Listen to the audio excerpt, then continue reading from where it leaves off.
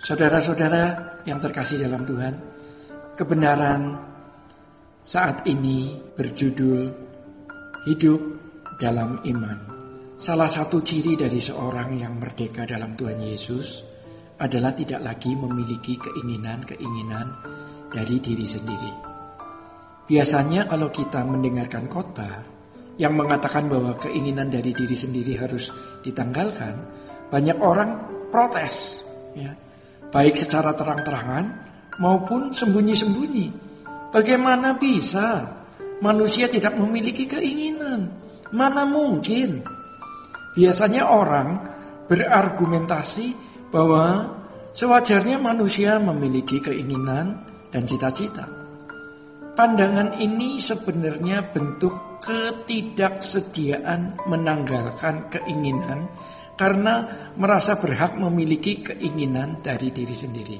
Nah, saudara-saudara, mereka yang tidak bersedia menanggalkan keinginan dari dirinya sendiri tersebut tidak memahami atau tidak menerima bahwa dengan menjadi anak tebusan Tuhan Yesus berarti telah diberi dengan harga lunas dibayar.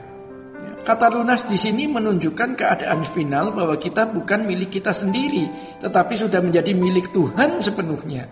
Kalau sepenuhnya kita menjadi milik Tuhan, berarti segala sesuatu yang ada pada kita, termasuk segala keinginan dan cita-cita, harus ditundukkan pada Tuhan yang memiliki segenap hidup kita. Harusnya seperti itu, saudara-saudara. Jadi selama seseorang masih memiliki keinginan dari diri sendiri, ia tidak dapat dimiliki oleh Tuhan. Sebab ia masih memiliki dirinya sendiri. Nah, saudara-saudara, tidak memiliki keinginan dari diri sendiri bukan berarti seseorang hidup tanpa keinginan, ya. Tetapi keinginan kita harus ditundukkan atau disesuaikan dengan kehendak Tuhan. Bukan Tuhan yang menyesuaikan dirinya terhadap kita.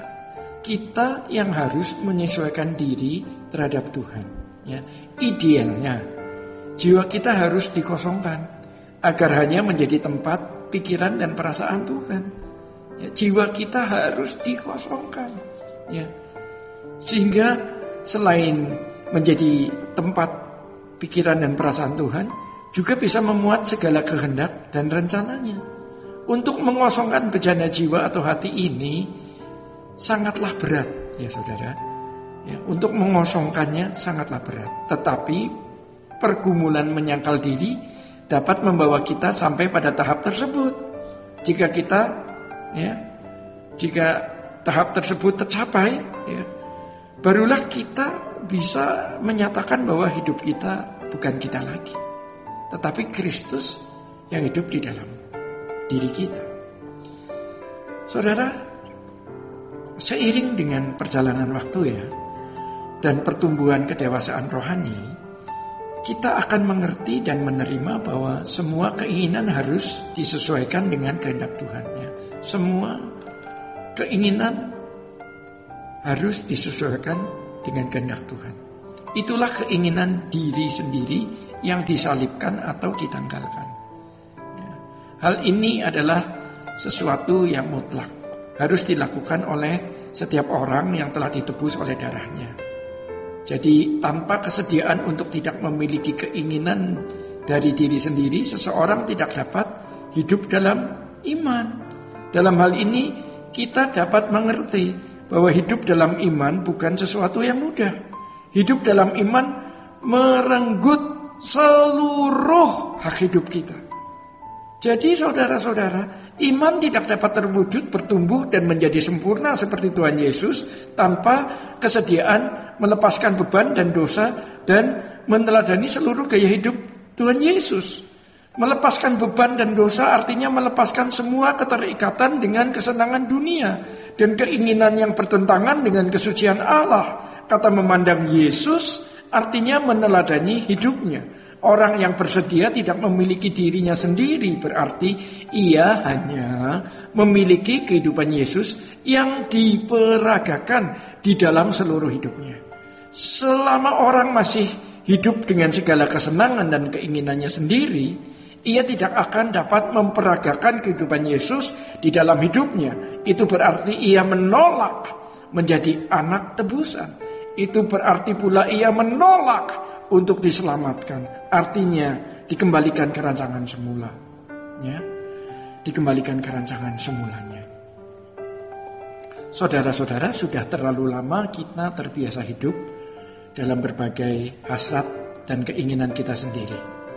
Dan hal ini kita anggap sebagai suatu kewajaran. Tetapi kalau kita mengerti dan menerima bahwa kehidupan ini diciptakan oleh suatu pribadi yang memiliki kehendak atau keinginan, pribadi yang memiliki pikiran dan perasaan, kita harus mempertimbangkan, apakah kita boleh memiliki keinginan kita sendiri tanpa mempertimbangkan apakah keinginan tersebut sesuai dengan kehendak, pikiran, dan perasaan Tuhan.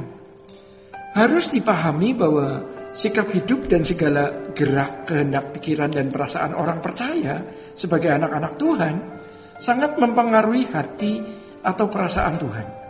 Oleh sebab itu, tidak ada cara lain untuk bisa menyukakan hati Tuhan selain memastikan keinginan diri sendiri dan hidup hanya melakukan kehendak Bapa.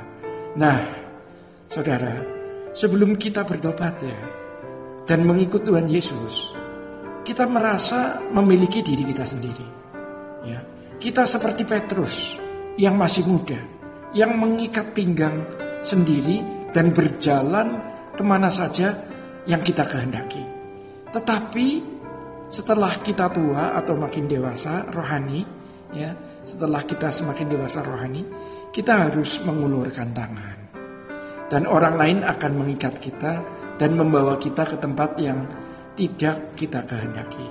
Inilah yang dimaksud dengan kehendak yang disalibkan. Jadi fenomena ini sejajar dengan doa Tuhan Yesus yang berbunyi, bukan kehendakku yang jadi, tetapi kehendakmu yang jadi.